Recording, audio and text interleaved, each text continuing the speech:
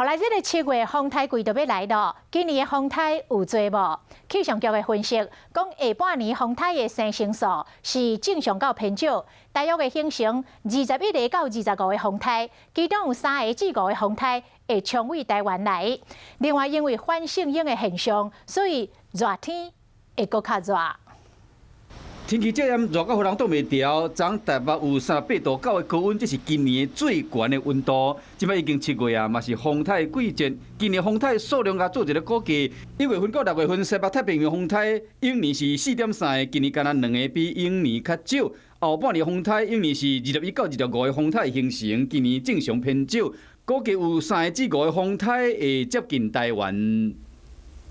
由于今年是反圣婴发展年，所以呢，也预测呢可能在台风形成的位置啊，有可能会比较接近台湾，所以对我们防灾的预警时间相对来讲会比较短一点。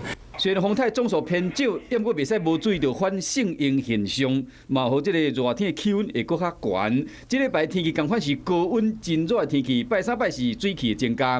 中南部地区整天断断续续有短暂阵雨或雷雨的几率，其他各地会下午后雷阵雨。在下午后雷阵雨的时候，容易出现瞬间的大雨或豪雨，也可能出现局部性大雨或豪雨。 若无落雨的时，同款是高温湿热。气象局看今年7月份到9月气温加雨量，7月雨量是偏少到正常，8、9月份的雨量是接近正常的几率较悬。啊，若7月、8月、9月气温拢是偏悬，提醒乡亲唔通晒着伤，爱加啉滚水。